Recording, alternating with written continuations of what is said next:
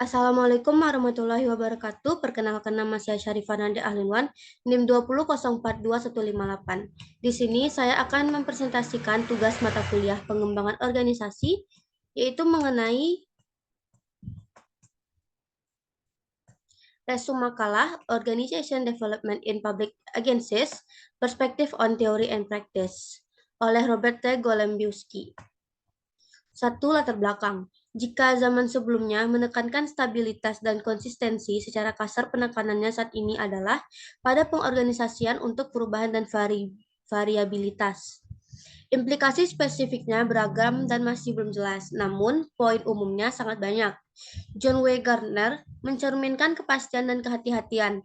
Yang mungkin paling membutuhkan inovasi adalah korporasi itu sendiri, ujarnya.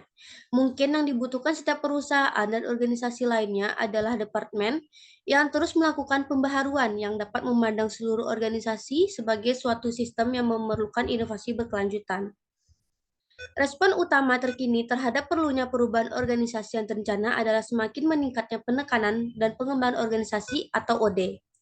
Motivasi tulisan ini berasal dari proposi berikut. Pertama, lembaga-lembaga pemerintah mulai bereksperimen dengan berbagai pendekatan PO, meski tidak terlalu bullish dibandingkan organisasi bisnis dan jasa. Kedua, sektor publik mempunyai beragam ciri khas yang memberikan tantangan khusus untuk mencapai tujuan PO yang khas. Ketiga, ciri-ciri khusus ini kurang mendapat perhatian dalam literatur dan dalam perancangan program PO di badan-badan publik mungkin akan menjadi lebih umum.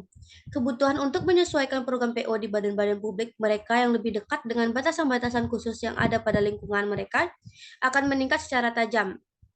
Keempat, mahasiswa administrasi publik dapat memainkan peran yang berguna dan berbeda dalam program PO tersebut, asalkan mereka mengembangkan potensi yang sesuai.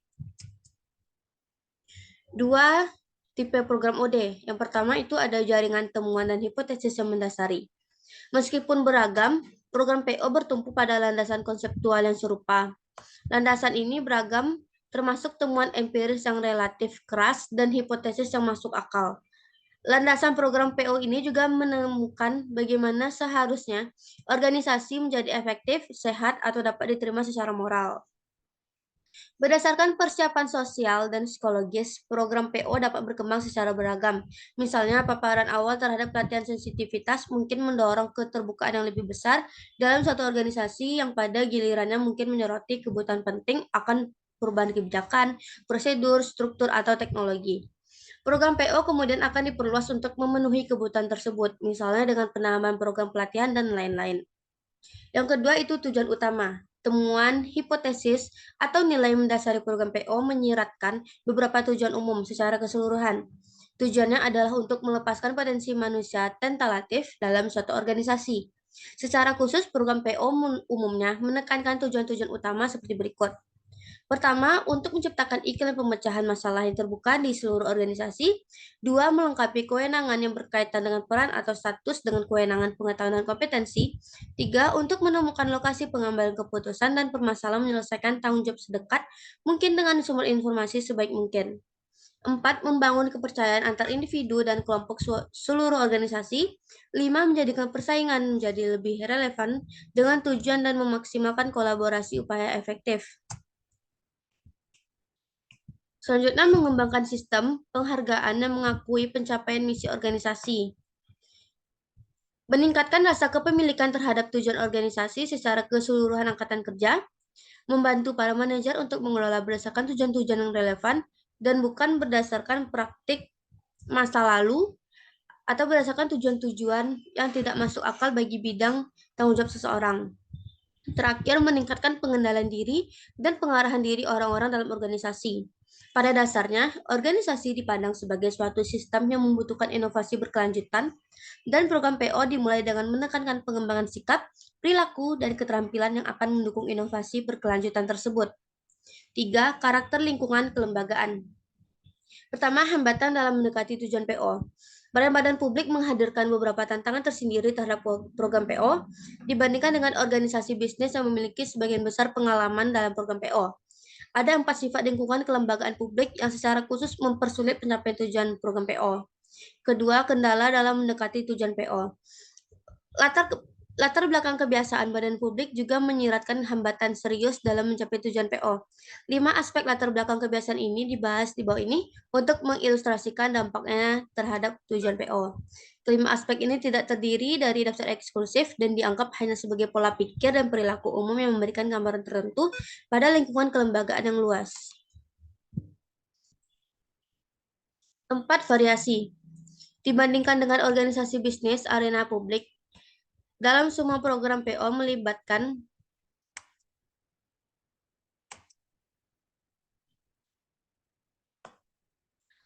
lebih banyak variasi, individu dan kelompok dengan kepentingan struktur, penghargaan dan nilai yang berbeda dan seringkali saling eksklusif. Dalam kasus yang diuraikan di atas, misalnya subkomite alokasi tertarik pada peningkatan operasional pengangguran biaya. Namun subkomite substantif lebih mementingkan program pengamanan personal yang telah mereka identifikasi secara kuat dan keduanya tidak pernah bertemu. Peran konflik antara legislator dan administrator juga tampaknya cukup besar. Misalnya pada salah satu anggota Kongres menjelaskan penolakannya terhadap program PO dengan istilah berikut, peningkatan efisiensi boleh saja, namun mengecaukan sikap masyarakat terdengar subversif bagi konstituen saya. Para pengurus utama badan tersebut tidak merasakan tekanan dari para pendukungnya dan mereka berpandang bahwa sikap terhadap pekerjaan harus diubah. Tentu saja ketidakselarasan harapan, penghargaan, dan nilai-nilai juga terjadi dalam organisasi bisnis, seperti halnya dalam permasalahan manajemen ketenaga kerjaan. Namun, menurut pengalaman, mereka muncul di sana dalam bentuk yang kurang intens dan eksotik. Semua program PO harus menekankan pada pengambilan antarmuka yang aktif, yaitu hubungan antara individu atau kelompok dengan nilai kepentingan yang berbeda. Namun tampaknya para pejabat departemen juga lebih menyukai hal-hal sebagaimana adanya, kurangnya integritas antar subkomite mungkin memberikan jalur akses alternatif dan memberikan ruang bagi pejabat departemen untuk beroperasi. 5. Keterkaitan. Yang memperburuk poin di atas adalah lemahnya hubungan antar tingkat politik dan kader sebagai akibat dari beragamnya ciri-ciri lingkungan kelembagaan publik. Kesenjangan antara tingkat manajerial ini secara signifikan mempersulit permulaan dan pelaksanaan program PO dan sangat menentang keterkaitan manajemen eksekutif dengan manajemen operasi. Generalisasi mengenai hubungan yang lemah dalam rantai komando manajerial dimaksudkan untuk diterapkan dalam 4 pengertian yang berbeda. Pertama, tingkat politik dan karir seringkali memiliki keterkaitan yang lemah karena jabatan yang singkat. Kedua, tugas menghubungkan kepemimpinan politik dan birokrasi permanen harus ditangani oleh sekelompok kecil eksekutif yang ditunjuk secara politik dan penghuni pekerjaan jadwal C yang memiliki kesetiaan yang beragam kepada kepala eksekutif. Ketiga, ada alasan untuk mencurigai adanya kesenjangan yang signifikan antara pejabat karir puncak dan tingkat yang lebih rendah. Misalnya saja apa yang dilihat oleh para penggiat karir di tingkat bawah sebagai perlunya perlindungan kepemilikan akan tetapi pejabat karir tingkat atas menganggapnya sebagai batasan yang rumit dalam hal fleksibilitas manajerial. Keempat, pihak eksekutif seringkali melemahkan hubungan manajerial karena mereka mencari tujuan politik dan administratif yang terkadang tidak dapat didamaikan. Pada dasarnya, petinggi di badan-badan publik lebih kompleks dibandingkan di sebagian besar bisnis. Memulai program PO pada singkat kepemimpinan politik akan memaksimalkan dukungan eksekutif formal. Namun hal ini juga dapat menimbulkan permasalahan yang kompleks, mengandalkan lebih banyak dukungan dan mereka berada dalam layanan kompetitif dilindungi akan memaksimalkan peluang mendapatkan dukungan permanen dan hal ini dapat meningkatkan kepercayaan Kongres CSC terhadap program tersebut. Ringkasnya, 4 sifat lingkungan kelembagaan badan publik mempersulit pencapaian tujuan program PO. Pada umumnya, pertimbangkan tujuan membangun kepercayaan di antara individu dan kelompok di seluruh organisasi. Secara teknis, hubungan yang baik harus diciptakan antara pejabat politik, birokrasi permanen, komite kongres dan staf mereka, dan seterusnya. Pada praktiknya, hal ini sulit dilakukan, terutama karena masyarakat yang kritis cenderung mempunyai kepentingan nilai dan sistem penghargaan yang eksklusif. Memang benar, meskipun mudah untuk menggambarkan hal ini, Kongres mempunyai kepentingan yang pasti untuk menumbuhkan tingkat ketidakpercayaan tertentu di dalam dan di antara lembaga-lembaga pemerintah untuk mendorong arus informasi. Pendekatan ini mungkin tampak primitif, namun karena tidak adanya ukuran kinerja yang valid dan dapat diandalkan, maka pendekatan ini mungkin diperlukan. Tidak ada program PO dalam organisasi bisnis yang akan menghadapi berbagai rintangan, dan hal itu sudah pasti. 6. Pola delegasi. Latar belakang kebiasaan mungkin lebih baik diilustrasikan daripada didefinisikan. Pertama, pejabat publik cenderung menyukai pola penghapusan organisasi yang memaksimalkan sumber informasi mereka dan meminimalkan kontrol yang dilakukan oleh bawahan. Secara khusus, tujuannya adalah agar keputusan dibawa ke tingkat mereka untuk ditindaklanjut atau ditinjau. Faktor konkret yang paling umum dari kecenderungan ini adalah spesialisasi fungsional dan rentang kembali yang sempit. Yang salah satu konsekuensi utamanya adalah banyaknya tingkat tinjauan yang bersifat replikasi. Pelapisan tinjauan berbagai tingkat tidak hanya ada pada administrasi publik. Hal ini merupakan bagian dari teori organisasi yang dapat secara umum, namun hal ini didukung oleh kekuatan-kekuatan yang kurang lebih unik pada badan-badan publik yang cukup kuat untuk secara signifikan membatasi inovasi dalam melakukan sentralisasi kebijakan dan desentralisasi operasi perlindungan terhadap kepentingan publik adalah salah satu faktor unik tersebut. Misalnya, alasan sudah tidak asing lagi. Pejabat politik dengan masa jabatan pendek seringkali tidak dapat mengandalkan hubungan kepercayaan yang terjalin dengan personal di tingkat yang lebih rendah, dan mereka juga tidak mempunyai kendali yang besar terhadap imbalan dan hukuman karir, seperti yang biasa terjadi di organisasi bisnis atau militer. Namun, badan legislatif akan meminta pertanggungjawaban pejabat politik. Konsekuensinya, pejabat politik berusaha memaksimalkan sumber informasi dan meminimalkan kontrol yang dapat dilakukan oleh bawahan. Kecenderungan ini diperkuat oleh hukum dan tradisi sehingga merembes hingga ke bawah dalam hierarki birokrasi permanen. Kecenderungan tersebut sering disebut dengan menjaga garis komando tetap pendek. Sejauh perbedaan kasar di atas, akurat badan-badan publik akan mengalami kesulitan dalam mencapai kedua tujuan tersebut. Pola kebiasaan yang berlaku di lembaga-lembaga publik jelas-jelas merupakan sebuah gelombang yang harus dilawan dalam kedua hal ini, meskipun terdapat pengecualian terhadap generalisasi ini. 7. Kebiasaan legal. Pola hukum menjadikan pendekatan terhadap tujuan PO jauh lebih sulit di lembaga publik dibandingkan di organisasi bisnis. Poin ini berlaku dalam dua pengertian utama. Oleh karena itu, pola pendelegasian administratif seringkali ditentukan secara rinci dalam peraturan perundang-undangan pada dasarnya untuk memudahkan pengawasan oleh badan legislatif. Yang pasti, kita masih jauh dari kasus Morgan yang pertama, yang tampaknya berpendapat bahwa hanya tindakan administratif yang dilakukan secara pribadi oleh atau di bawah pengawasan langsung seorang kepala departemen yang dapat dipertahankan secara konstitusional. Namun, fleksibilitas dalam pendelegasian masih menjadi masalah besar. Mungkin yang lebih penting adanya kumpulan undang-undang dan praktik standar juga mempersulit pencapaian tujuan PO, misalnya saja dengan mempertimbangkan hanya pekerja yang masuk dalam jadwal umum, maka gaji dan tugas tingkat pada sistem klasifikasi posisi yang modal dasar yang menekankan keseragaman transdepartemen dan kompensasi untuk pekerjaan individu. Latar belakang kebebasan hukum ini mempersulit pendekatan nilai-nilai PO. Oleh karena itu, upaya untuk mencapai tujuan PO ketiga di atas mungkin bertentangan dengan kemungkinan bahwa mikasi tanggung jawab dalam suatu lembaga dianggap mempunyai implikasi sistem secara keseluruhan, dengan konsekuensi yang mempersulit pembuatan penyesuaian lokal. Hal ini sulit dilakukan jika pola delegasi sudah ditentukan dalam undang-undang. Hal yang sama berlaku untuk segala kekakuan akibat klasifikasi tugas yang umum terjadi pada badan-badan publik di Amerika Serikat dan khususnya pada konsep pemberian wewenang dan perorganisasian pekerjaan yang mendasari klasifikasi tugas, misalnya perluasan lapangan kerja yang dimulai sebagai bagian dari program PO telah bertentangan dengan konsep tersebut. Pada tingkat yang penting, pola hukum yang ada juga menghambat pencapaian tujuan PO Dipertimbangkan tujuan 6 yang mengusulkan untuk mengembangkan sistem penghargaan yang mengakui keduanya tercapai misi organisasi dan pengembangan organisasi hukum dan praktik yang ada sangat membatasi pencairan sistem penghargaan semacam itu. Oleh karena itu, imbalan atas kinerja yang luar biasa dalam bentuk pembayaran uang atau tingkat GS yang lebih tinggi dari biasanya bagi pegawai-pegawai negeri kini dapat dilakukan. Namun dalam praktiknya masih merupakan hal yang luar biasa.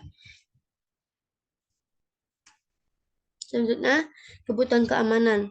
Kebutuhan akan lembaga-lembaga publik dibandingkan dengan organisasi bisnis kemungkinan besar cukup kuat sehingga menimbulkan hambatan dalam mencapai tujuan PO. Badan-badan militer dan pertahanan merupakan hal pertama yang terlintas dalam pikiran, namun mereka sulit untuk menyelesaikan daftarnya. Kebutuhan akan rasa aman. Yang digunakan di sini dapat berkaitan dengan keamanan nasional. Hal ini dapat disebabkan oleh kegelisahan umum yang lahir dari kebutuhan untuk membuat keputusan-keputusan penting yang hasilnya tidak akan terlihat dalam jangka waktu yang lama. Atau dapat berasal dari kebutuhan yang dirasakan akan rasa aman, perlindungan dari kekuatan luar seperti anggota Kongres dengan api di matanya. Kebutuhan tersebut juga dapat bersifat nyata, dilebih-lebihkan atau bahkan dibayangkan dalam berbagai kombinasi. Kebutuhan yang lebih besar akan rasa aman ini tidak dapat ditentukan secara konkret, dan yang dapat dikatakan secara pasti adalah bahwa semakin besar kebutuhan ini, maka tujuan PO akan semakin sulit untuk dicapai. Pertimbangkan hanya tujuan OD satu di atas untuk menciptakan iklim pemecahan masalah yang terbuka di seluruh organisasi iklim terbuka dan kebutuhan yang besar akan keamanan kerahasiaan tidak dapat dipadukan dengan baik. 9. Prosedur peraturan dan kehati-hatian. Karena berbagai alasan, pegawai pemerintah cenderung menekankan keteraturan prosedur dan kehati-hatian. Mungkin lebih baik dikatakan bahkan jika personel lembaga tersebut yakin bahwa heuristik tersebut memberikan solusi yang cukup baik. Keyakinan ini mungkin bertentangan dengan kebutuhan lain. Untuk pengendalian eksternal, misalnya pemeriksaan sampel voucher diterima secara luas sebagai pendekatan administratif yang cukup efisien jauh sebelum publik terkait di Kongres dan kantor akuntansi umum mengakui hal tersebut sesuai dengan tujuan pengendalian mereka. Tentu saja terdapat alasan-alasan yang baik untuk mendukung bias terhadap keteraturan prosedural dan kehati-hatian dalam lembaga-lembaga publik.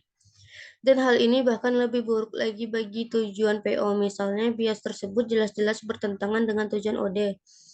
Kedelapan di atas yang berupaya untuk membantu para manajer mengelola berdasarkan tujuan-tujuan yang relevan, bukan berdasarkan praktik masa lalu atau berdasarkan tujuan-tujuan yang tidak masuk akal bagi bidang tanggung jawab seseorang. Tentu saja permasalahan mendasarnya adalah bahwa praktik masa lalu yang tidak masuk akal atau tidak pasti masuk akal secara administratif mungkin tampak sebagai suatu keharusan dari sudut pandang legislatif. Yang pasti pepatah tempat Anda duduk menentukan apa yang Anda lihat berlaku untuk semua organisasi. Namun, kebutuhan dan identifikasi para administrator dan legislator cenderung lebih berbeda dibandingkan pada eksekutif dan manajer menengah sebuah organisasi bisnis.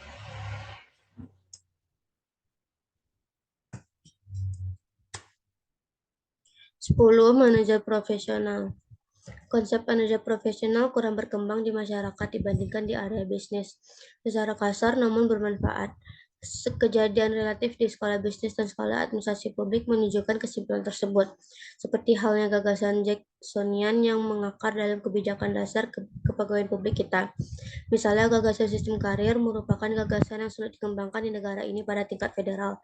Tidak sedikit kesulitan yang berasal dari nilai kami tempatkan pada layanan terbuka dengan entry lateral. Oleh karena itu, kebijakan kepegawaian publik kita cenderung menekankan ke perekrutan untuk posisi tertentu dibandingkan potensi jangka panjang.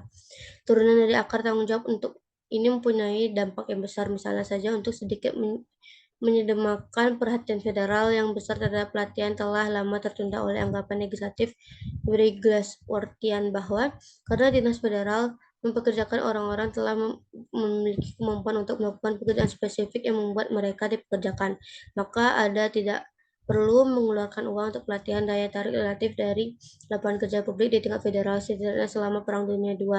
Memberikan contoh yang baik, namun kondisinya berubah jauh lebih cepat dibandingkan dengan kebijakan publik.